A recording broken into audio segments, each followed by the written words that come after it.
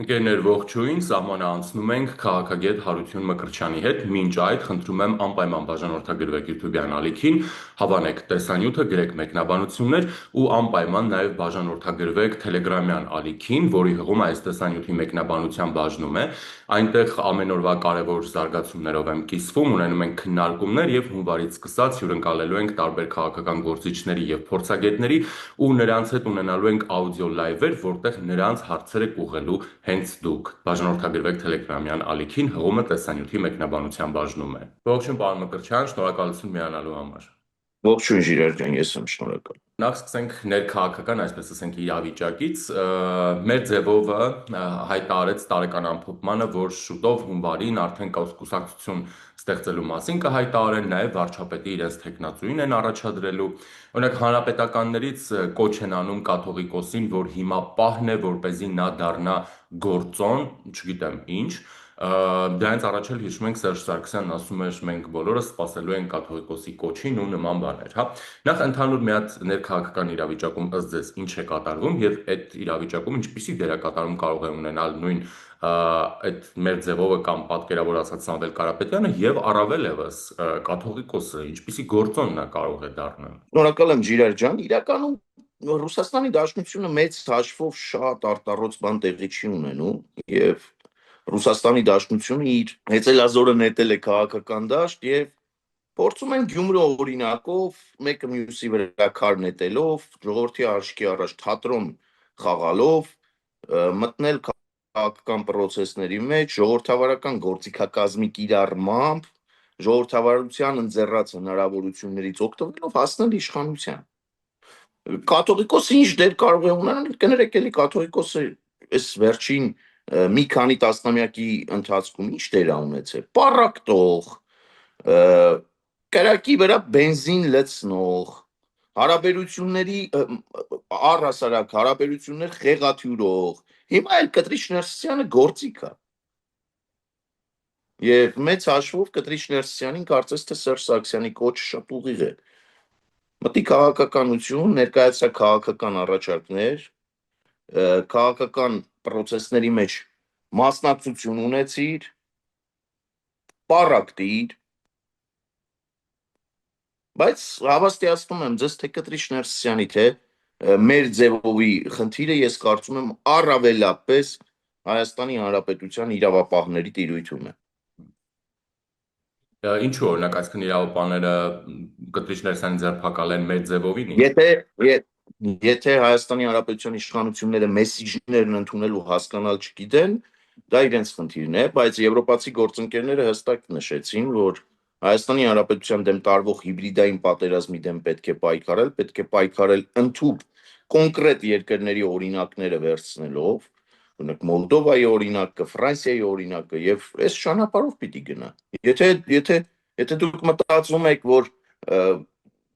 մեր ձևով շարժումը, որը պիտի վերածվի կուսակցության, դա Հայաստանի Հանրապետությունից կառավարվող շարժում է, չարաչար սխալվում եք։ Եվ եթե ազգային անվտանգությունը սա տեսնելով խնդիր չի տեսնում,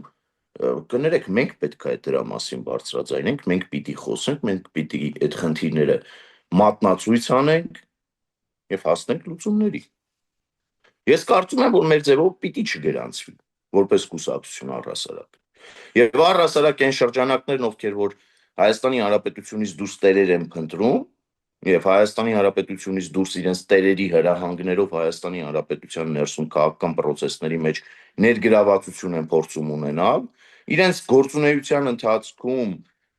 տեր եւ ծառա կարգավիճակով են հանդես եկել, օրինակ Սերժ Սարգսյանը տեր եւ ծառա կարգավիճակի լավագույն եւ ցցուն օրինակներից մեկն է եղել։ 6-7 տարի բանակցել է ասոցիացման համաձայնագրի շուրջ, այնուհետև մեկ գիշերվա մեջ Հայաստանի Հանրապետությունը պարտքեցրել է Եվրասիական տնտեսական միության այդ միության տակ, մաքսային միության տակ։ Ռոբերտ Քոչարյանը օրինակ ցցուն օրինակ է։ Մի քանի տասնյակ միլիոն դոլար պարտքի դիմաց Հայաստանի Հանրապետության ռազմավարական նշանակության օբյեկտները գույք պարտքի դիմաց զիջած նախագահը։ Ի վերջո մեղրին խուրդա դարձրած նախագահը։ Կներեք, եթե այս մարդկանց հետ Հայաստանի Հանրապետության ուժային մարմինները եւ մասնավորապես ազգային անվտանգության ծառայությունը խնդիր չի տեսնում, Խնդիրը ազգային անվտանգության ծառայության մեջ պիտի լինի։ Խնդիրը պետք է փնտրել ուժայինների եւ ինստիտուտների մեջ։ Ես այս կարծիքին եմ։ Եվ ես կարծում եմ, որ Հայաստանի Հանրապետության քաղաքական դաշտը առողջացնելու ծանր բեռն ու պարտականությունը հիմնականում դրված է օրվա իշխանությունների վրա։ Թող որևէ մեկը լոլոտ չկարդա, հեքիաթ չպատմի մեզ։ Այլ հարց, որ օրվա իշխանությանը քաղաքացիական պայմանագրին ձեռնտու է։ Օրինակ ունենալ Նարեկ Կարապետյանի նման ընդդիմադիր խոցելի գործընկեր։ Ձեռնտու է ունենալ այն կոնֆիգուրացիան, ինչ որ կա այս պահին խորհրդարանում։ Ինչ ա եղել որ։ Խոսեն ապօրինի թմրաշրջանառությունից, կասեն ձեր պալատկե գիտակ գերդոզավորումից մարդիկ են մահանում, խոսեն կոռուպցիայից, կասեն ձեզնից էլ լավ կոռուպցիոներ Սերյան Օհանյանը տեղով կոռուպցիայի մարմնավորում է։ Եվ ես, գիտեք, իրավապահներին ապավինելուց զատ նաև ապավինում եմ Հայաստանի Հանրապետության քաղաքացիների իմաստության վրա։ Մեր ժողովուրդը ի վերջո պետք է իմաստուն գտնվի։ Մեր ժողովուրդը պիտի թույլ չտա, որ իրեն մատի վրա պտտեցնեն։ Ուղղակի թույլ պիտի չտա, իր հասունացած դիրքորոշմամբ, իր ճիշտ ընտրությամբ, եւ 2026 թվականը մենք տարեվերջին ենք արդեն մոտենում, մի քանի օրից տարին կփակենք, կամփոփենք, 2026 թվական թեվափոխելուց առաջ Հայաստանի Հանրապետության քաղաքացին ինքն իրեն հարց պիտի տա, լավ, ես արժանի եմ այս քաղաքական դաշտին եւ այս քաղաքական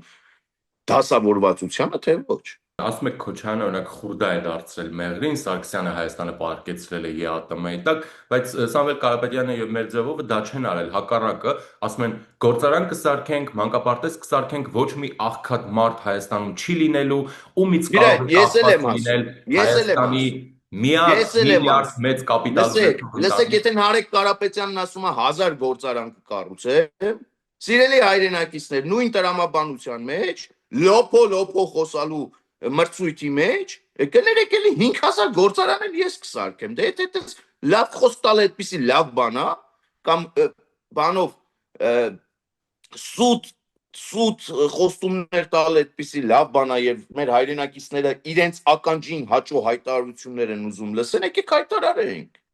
Եկեք պոպուլիստական հայտարարությունների մրցույթ հայտարարենք։ Տեսնենք ով կհաղթի այնտեղ։ Հո ասելով չի։ Կամ ով ասում, որ Սամվել Կարապետյանը չի եղել։ Նարեկ Կարապետյանի հայրիկը չէր տարիներ շարունակ Սերժ Սարգսյանի աշխատակազմի ղեկավարը։ Նարեկ Կարապետյանի հայրիկը չէր խմբակցության ղեկավարը։ Առասարակ Կարապետյան ընտանիքը չէր Հայաստանի Հանրապետությունում քաղաքական ռազմորկաներ հարթում։ Կներեք էլի կարող է Հայաստանի բյուջեի չափ փողի տակնա դրած եղել, կառուցեիք։ Ով էր ձեր ձեռու ոտը բռնել։ Կառուցեիք։ Ես մի առիթով ասել եմ, մի հատ էլ ասեմ, ձեր եթերում էլ ասեմ, լավ չի կառուցում, խոսում եք Ղարաբաղից, ղարաբաղցիների վերադարձից եւ այլն եւ այլն։ Գոնե Ագալարովի օրինակով ադրբեջանցի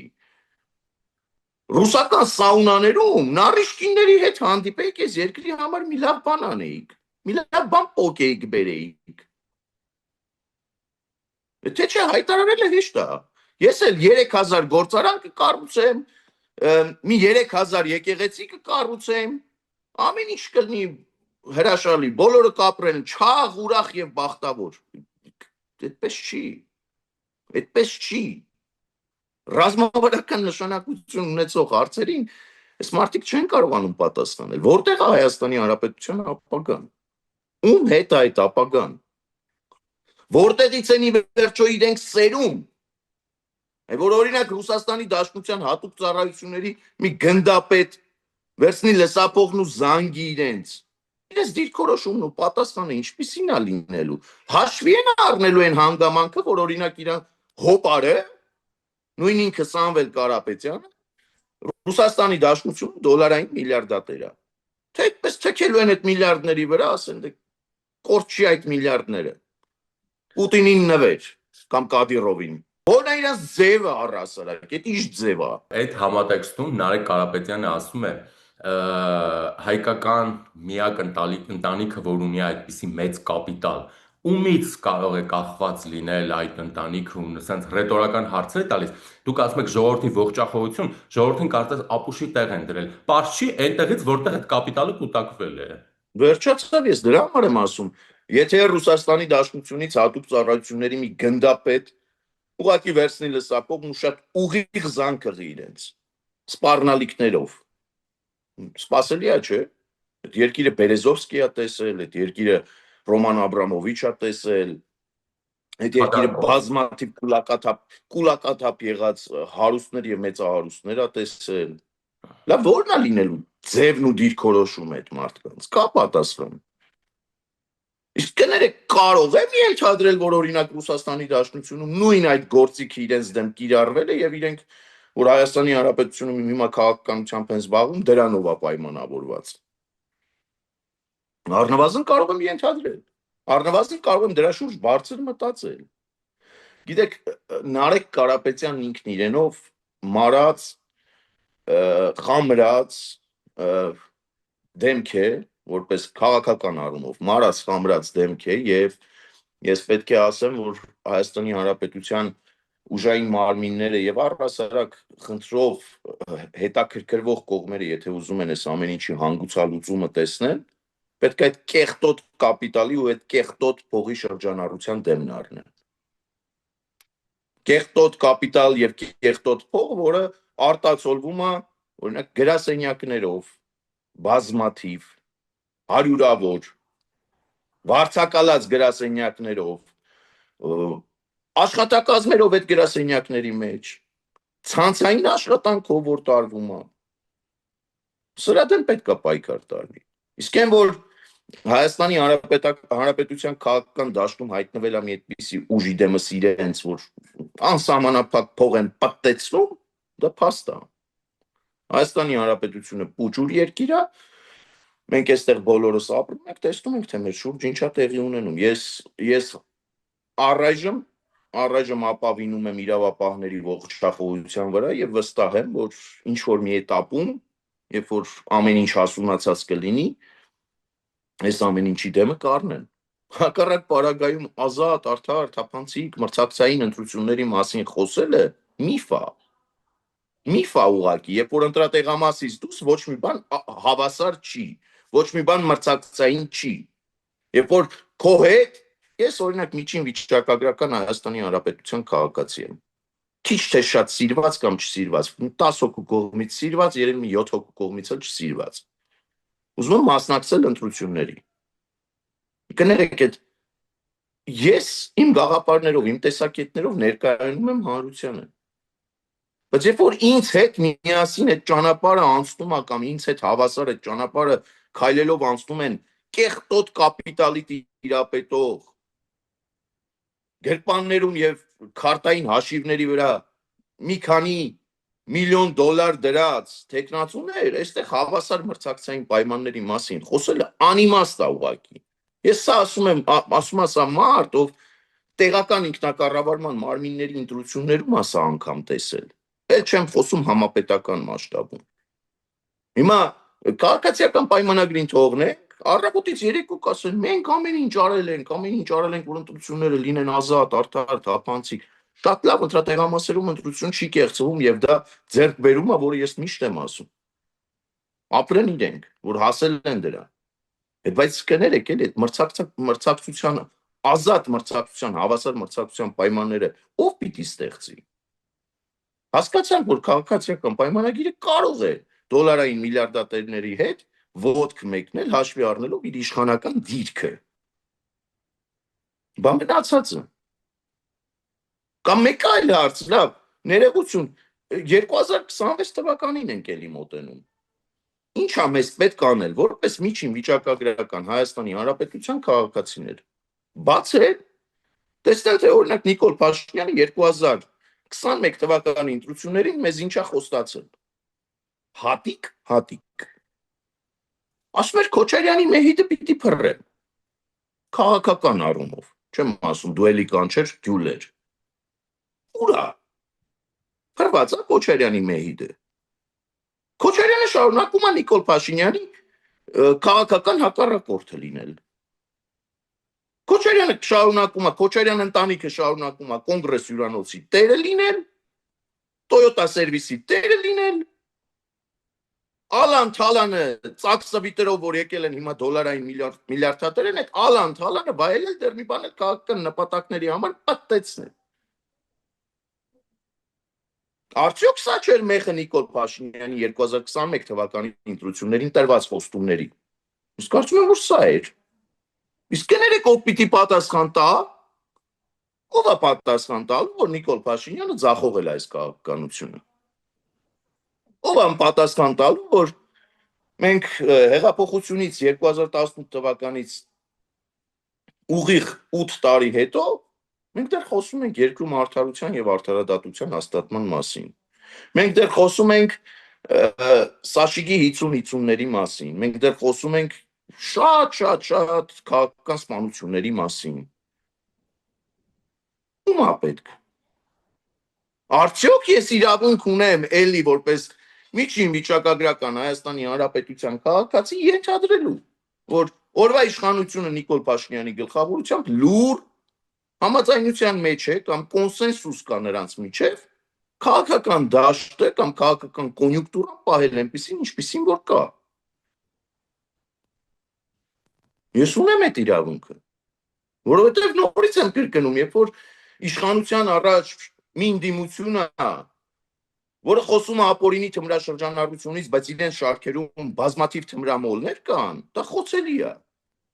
Մի ընդդիմություն, որը խոսում է կոռուպցիայից, բայց իրենց շարքերում կոռուպցիայի հոմանիշներ կան, որ ասում ես կոռուպցիա պատկերացնում ես Սեյրան Օհանյան օրինակ, երբ որ ասում ես կոռուպցիա պատկերացնում ես Ռոբերտ Քոչարյան, երբ որ ասում ես կոռուպցիա պատկերացնում ես Սերժ Սարգսյան, երբ որ ասում ես կոռուպցիա պատկերացնում ես, չգիտեմ, բազմաթիվ էլի իրենց կողքը հավաքված սատելիտներին։ Արդյոք սա նորմալ է։ Ես անընդհատ եմ մեր խոսակցության, եթե դու նկատեցիր իրեր, անընդհատ այս խոսակցության թելը տանում եմ դեպի 2026 թվական, որովհետև այն ինչ արեցինք 2025-ին, արեցինք, կարծում եմ տարին ամեն ինչ կանենք, որպեսզի ամփոփենք առանց Կտրիշ Ներսիսյանի վեհարան ունենալու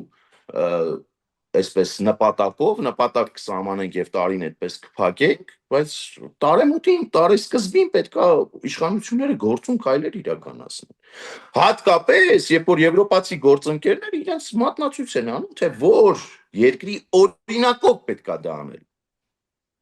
Հիմա կներեք, Բրյուսելից գալ Երևան, գնալ Սանկտ Պետերբուրգ, այստեղ հայտարարություն գցել Նարեկ Կարապետյանի գրպանը, Նարեկ Կարապետյանի իր հայտարարությունը գցի Նիկոլ Փաշինյանի գրպանը եւ այս թատրոնով Հայաստանի Հանրապետության քաղաքացիներին մոլորեցնել չի կարելի ուղղակի։ Ուղղակի չի կարելի։ Դուք մասնակցելու եք ընտրություններ։ Ես անկեղծ ասած ունեմ ցանկություն եւ մեծ հավանականությամբ կմասնակցեմ ընտրություններին եւ որևէ առողջ ուժի հետ կմասնակցեմ, բայց այս մասով եւս իմ հայտարարությունը կուզենամ անել։ Ես կարծում եմ, որ եթե կոնֆիգուրացիան պահվի այնպես ինչպես որ կա, եթե իշխանությունը սկսի նեյնիմ անել կամ մուկն ու կատու խաղալ այս շրջանակների հետ,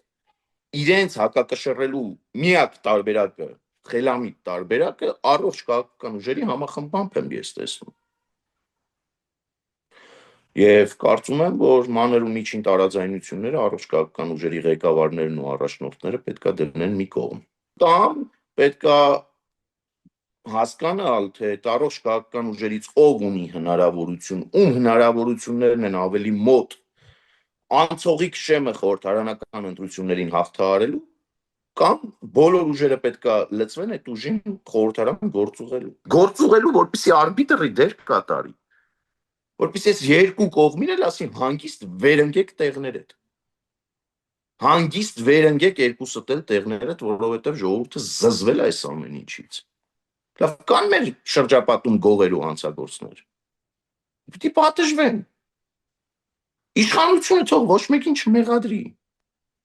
Ժուրել, ես, դուք, շատերը խոսում են դրանից։ Իմ ձեռքի տակ լինի գործիքակազմ, ինստիտուցիոնալ գործիքակազմ։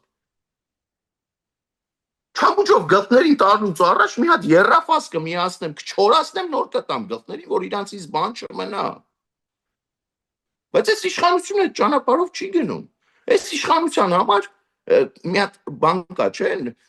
կատուն, որ մուկա բռնում, ի՞նչ է անում, կամ կատուն, որ առնետա բռնում, ի՞նչ է անում, բարձրացնում վերև, տալի ներքև, բարձրացնում վերև, գցում ներքև, այնքան է անում, մինչև այդ առնետը կամ մուկը սատկի։ Հիմա նույն քաղաքականությունը մեր քաղաքական դաշտում եմ ես տեսնում։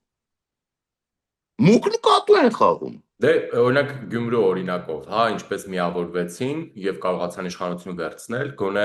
այդ օրինակով, այո, առողջ ուժերը պիտի կարողանան համախմբվել ավելի շատ ձայներ հավաքողների կամ հավանական հավաքողի կամ արդեն հավաքածի շուրջ այդ պահին։ Նույն օրինակ։ Ջիրայր, մենք խոսում ենք ժողովրդավարությունից, թող որևէ մեկը ինձ հակառակում չհամոզի։ Անկամ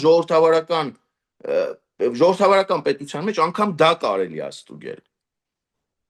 Եկեք ստուգենք, եկեք մի հատ մեխանիզմ մտածենք, հասկանանք, թե որ քաղաքական ուժը, որ առաջնորդը, որ գործիչ ունի հեղինակություն այս հանրության մեջ, իր շուրջը համախմբվենք ու գնանք։ Որովհետև հակառակ պարագայում ես շարունակելու եմ այս բազմոցին նստած, ձեզ հետ հայրոյել գրեթե բոլորին, բայց մեր ժողովուրդը դրանից չստանա ոչ մի բան։ Իրենք շարունակելու են իրենց ընդդիմադիրի փափուկ աթոռին նստած, իրենց թալանը պահել, իշխանության համար կոմֆորտ զոնա է։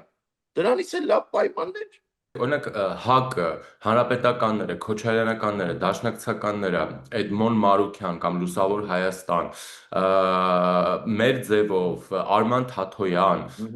ու մնացած սատելիտները, հա, իդեմս օրինակ Մայր Հայաստանների եւ նման ուժերի, որոնք մասնակցելու են ընտրություններին եւ վերջին պահին կանխատեսելի է, որ կամ նրանք բոլորը միավորվելու են Քոչարյանի կամ մեր ձևովների շուրջը փորձելով նրանց բրթել խորհրդարան, հա։ Այս սցենարը շատ հավանական է եւ այս սցենարը, ինչպես աշխատել է տեղական մակարդակում, առավել եւս իշխանություն վերցնելու համար, կենտրոնական իշխանություն ունենալու համար, իհարկե գործի է դրվելու։ Եվ այս սցենարը շատ հավանական է, չէ՞ համարում։ Միանշանակ։ Այլապես իրենք այդպես չէին գործի մեկը մյուսից անջատ։ Հիմա դուք տեսնում եք, երեք ես հանդիպել եմ մի գրառման, որտեղ Շարմազանովը Նարեկ Կարապետյանին նկատողություն է անում։ Մտել ես քաղաքականություն, զբաղվիր, մրցակցի։ Սա ինչի համար է արվում։ Ժողովրդի աչքերին թոս փչելու համար։ Ու իրենք այդպես էլ անելու են։ Հիմա Նարեկ Կարապետյանը գնալու է այստեղ, այնտեղ, այս գործարանը քանդած, հա։ Վանաձորում ինչի քանդած գործարան կա, կներես էլ քանի տարեկան ես նոր զարթնեցիր։ Դուր էիր։ Հոպար նուրեր, հայրիկ նուրեր, ուր էիք դուք ձեր ընտանիքով, երբ որ Հայաստանի Հանրապետության գործարանները քանդվում էին։ Ուր էիք դուք, երբ որ Հայաստանի Հանրապետության քաղաքացիների իրավունքները բռնաբարվում էին։ Ուր էիք դուք, երբ որ Լեռնային Ղարաբաղը հայաթափվում էր։ Մարդը կոմֆորտ զոնա է ընտրել իր համար։ Գնալ պոպուլիստական հայտարարություններ անել։ Կկառուցենք 1000 ու մի գործարան, 1000 ու մի եկեղեցի։ Ամեն ինչ լավ կլինի, բոլորդ կապրեք ուրախ, չաղ եւ բախտավոր։ Դե ուր էին 4 միլիարդ ունենք, մեզ էլ ասма մի հատ ֆենոմենալ հայտարարություններ կա, ասма մենք այնքան փող ունենք, այնքան դզված ենք ժողովրդի լեզվով ասած, որ մեզ պետք չի։ Կներես էլի եղբայր, բա որ պետք չի։ 9 միլիոնի պահանջ օրինակ ինձ ինչի եք ներկայացրել։ Հա հասկացան, կարող է եւ հանրային խոսքում ինչ որտեղ վերիպել եմ կամ չեմ վերիպել, իսկ ես պնդում եմ, որ չեմ վերիպել։ Ասել եմ Հայկական Իվանիշվիլի, շարունակում եմ պնդել Հայկական Իվանիշվիլին է Սամվել Կարապետյանը։ Մի հատ էլ գնա դատի տուր։ Կարելի է չէ պահանջել օրինակ հերքում, ներողություն, նմանատիպ բաներ։ Բայց ոչ, դոլարային միլիարդատերը հանրային գործչի բերանը փակելու համար 9 միլիոնի պահանջ ա դնում, երևի ունի դրա կարիքը։ Ինձանից 9 միլիոն պահանջողը ինձ համոզում է, որ բանա, իմ հանրային խոսքի համար ընդամենը 9 միլիոն պահանջող, ինձ համոզում է, որ ինքը որ եկավ Հայաստանի Հանրապետության ղեկավար, իրան բան պետք չի։ Լուրջ եք ասում։ Ես այստեղ ասեմ ավելի վատ միտում եմ տեսնում։ Նրանք փորձում են լրացնել պարզապես մարդկանց, սահմանելով այդպիսի մեծ գումարների պահանջ, ուղղակի Գիտեմ, լրացնել, որ մարդիկ չխոսեն։ գիտեմ, բայց հավաստիացնում եմ ձեզ 9-ի տեղը կարող են 90 միլիոնի պահանջ ներկայացնել են խելքը հացի հետ կերած դատավորը կարող այդ պահանջը բավարարել, միևնույն է այն բերանը չի փակվի։ Ոչ ազատության մեջ, ոչ ազատությունից զրկված, թող հանգիստ նստեն իրենց տեղը։ Պարոն Մկրտչյան, Իրենց իրենց իրենց աշխատանքային լեզվով ասած նիպա ադրեսու։ Պարոն Մկրտչյան, դուք ասացիք, որ մինչև տարեվերջ Վեհարյանը ազատել, տարեվերջին ընդամենը մնացել է մի քանի օր։ Ես առաջիկա Կիրակի օրն եմ նախանշում, ես կարծում եմ առաջիկա Կիրակի օրը հասունացել է պահը, որպեսզի հայ-առաքելական եկեղեցու հետևորդները գան Վաղարշապատի կենտրոնական հրապարակ եւ Կտրիչ Ներսյանին ասեն ռադդ քաշի մեր սրբության սրբոցից։ Նա էլ կգնա, հա։ Չգնա ստիպված կլինի գնալ Ժիրայր։ Իսկ ով ասաց, որ անընդհատ խնդրողի կարգավիճակը այդքան հաճելի է կամ դուրեկանը։ Ստիպված կգնա։ Չի կներեք, էլի մի հատ ուրիշ բան ասեմ, ինչի Նիկոլ Փաշինյանը այս երկրում բանկավոր ուզում է ուչիլնու։ Ամենայն անկեղծությամբ եւ լրջությամբ եմ տալիս այդ հարցը։ Ինչի Նիկոլ Փաշինյանը այս երկրում կա մի բան, որ ուզում է լինի ու չի լինում։ Լուրջ եք ասում։ Ուզում է Քոչարյանին կալանավորի ու չի ստացվում։ Ուզում է Սերժ Սարգսյանին կալանավորի ու չի ստացվում։ Տոլավ է։ Լուրջ եք ասում։ Դե իրեն կապ չունեն, իրավապահ։ Կտրիչ Ներսյանը ովքեր են։ Դե իշխանությունը կապ չունի, դա իրավապահ համակարգն է։ Որ իրավապահ համակարգը, օրինակ վարչապետին առընտրել ազգային անվտանգության ծառայությունը։ Վարչապետի ենթակա կառավարության կազմում գտնվող ներքին գործերի նախարարությունն ու ոստիկանությունը։ Լավ էլի Ժիրայր, դե ամեն ինչ բան ունի էլի։ Մի փոքր պետքա հանրությանն էլ խոտ ու տողի տեղ չտնենք։ Ինչի մասին է խոսքը։ Ես դες հավաստիացնում եմ, ում պետք լինի կալանավորել եւ դրա հրահանգը լինի կալանավորվելու է։ Ու ես սրանով մի բան եմ ուզում ֆիքսենք։ Պետքա Կտրիչը կալանավորվի ու գնա, կկալանավորվի ու կգնա։ Այդ թե ինչի Ռոբերտ Քոչարյանն ու Սերժ Սարգսյանը միջև էս պահը չեն կալանավորվել։ Դրա պատասխանն էլ թող Նիկոլ Փաշինյանն ու ԿՊ-ն տա։ Շնորհակալ եմ, պարոն Մկրտչյան։